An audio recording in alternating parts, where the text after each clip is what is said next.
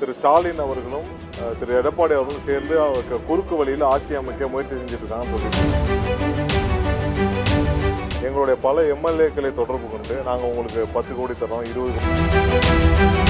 திமுக தலைவர்கள் தாவேகா எம்எல்ஏக்களுக்கு 50 கோடி வரை குதிரை பேரம் பேசியதாக அமைச்சர் நிர்மல்குமார் பகீர் குற்றச்சாட்டு வைத்துள்ளது பரபரப்பை ஏற்படுத்தியுள்ளது.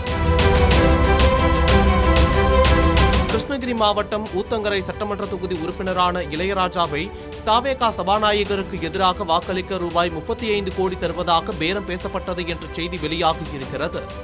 இந்த வழக்கில் செந்தில் பாலாஜியின் ஆதரவாளர்கள் 2 உட்பட 3 பேர் கைது செய்யப்பட்டுள்ளனர். இந்நிலையில் இந்த கைது நடவடிக்கையை தொடர்ந்து அமைச்சர் நிர்மல்குமார் செய்தியாளர்களை சந்தித்தார். அப்போது தமிழகத்தில் ஏற்பட்டுள்ள புதிய அரசியல் சூழலில் முதலமைச்சர் விஜய் தலைமையிலான தாவேகா ஆட்சியை பின்வாசல் வழியாக கவிழ்க்க கடந்த 40 நாட்களாக திட்டமிட்டு திமுக முயற்சித்து வருவதாக குற்றம் சாட்டினார். தாவேகா சட்டமன்ற உறுப்பினர்களை தொடர்பு கொண்டு ரூபாய் 10 கோடி முதல் 50 கோடி வரை திமுக தரப்பில் பேரம் பேசப்பட்டுள்ளதாக குறிப்பிட்டுள்ளார். குறிப்பாக தாவேகா எம்எல்ஏ ஒருவருக்கு ரூபாய் 35 கோடி வரை ஆசை காட்டியும் சபாநாயகருக்கு எதிரான நம்பிக்கையில்லா தீர்மானத்தில் தாவேகாவுக்கு எதிராக வாக்களிக்குமாறும் திமுக தரப்பில் மிரட்டல் விடுக்கப்பட்டதாக தெரிவித்தார். இந்த சட்டவிரோத செயல்களுக்கு பின்னால் திமுகவின் முக்கிய புள்ளிகளான கரூர் கம்பெனி மற்றும் கரூர் கேங் நபர்கள் இருப்பதாக குற்றம் சாட்டினார்.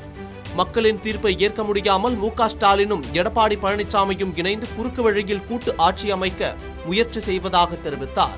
அந்த 40 நாளா சொல்லிட்டு இருக்கோம், திமுகவும் திரு ஸ்டாலின் அவர்களும் திரு எடப்பாடி அவர்களும் சேர்ந்து அவருக்கு குறுக்கு வழியில் ஆட்சி அமைக்க முயற்சி செஞ்சுட்டு இருக்காங்கன்னு சொல்லிட்டு இருந்தோம். அதுதான் இன்னைக்கு அதோடைய வெளிப்பாடு.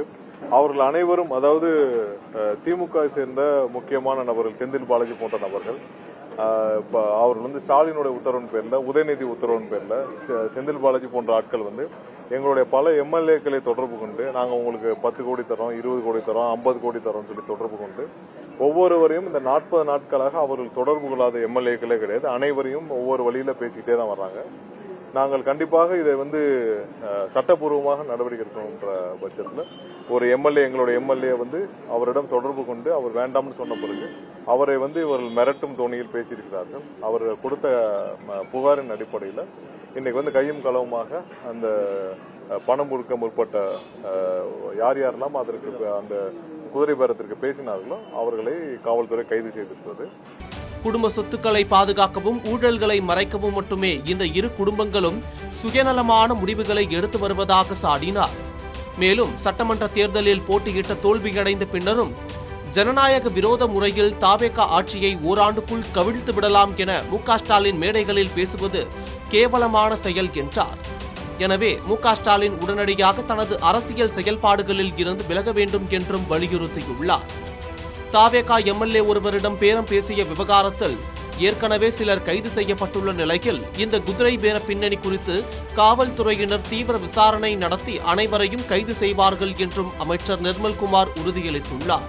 சட்டப்பூர்வமாக யார் யாரெல்லாம் இவர்கள் தொடர்பு கொண்டு வர்றாங்களோ அதெல்லாம் புகாராக வந்துள்ளது.